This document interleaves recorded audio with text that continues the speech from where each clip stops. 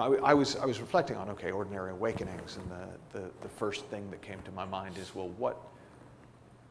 what are we waking up from? And what are we waking up to? And for me, at a broad brushstroke, I like Joe came up with the phrase for this, daymares.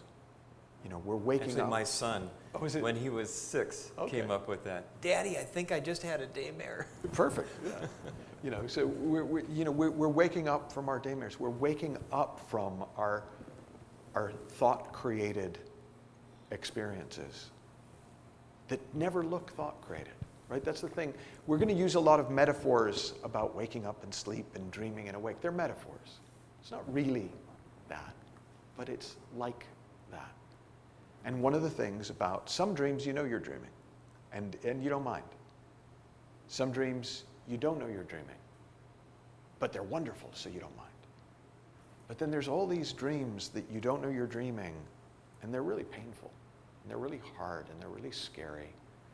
And it feels real, and you don't even know. Like I remember, I may or may not have murdered 3 people in my life.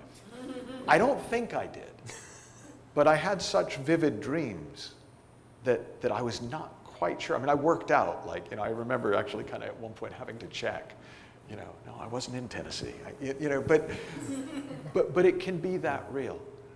And I think sometimes when we talk about thought, or we talk about a dream, it makes it seem like the stuff that seems real isn't that.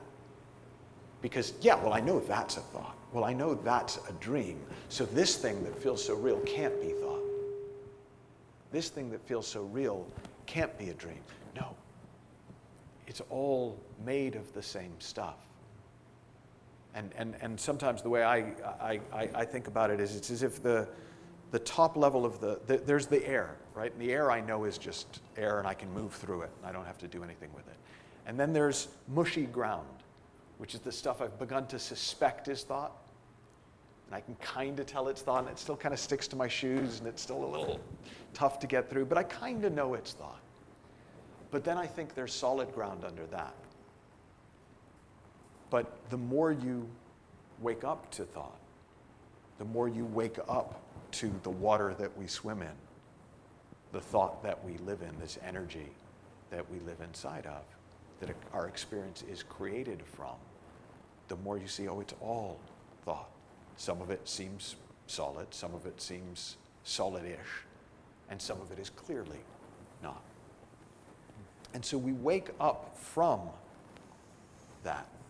We wake up from the illusion that it's coming at us, that it's out there, that the cause of our problems, the cause of our salvation is somehow in the world, and if we can just get the world right, we'll be okay. Well, what do we wake up to? And my hope always in these conversations is that I'm never able to answer one of those questions in a way that makes it sound like there's an answer. I don't know if that makes any sense, but it's what you see that you take. So I'm going to speak to what I think we wake up to, but that's just me trying to get you to look.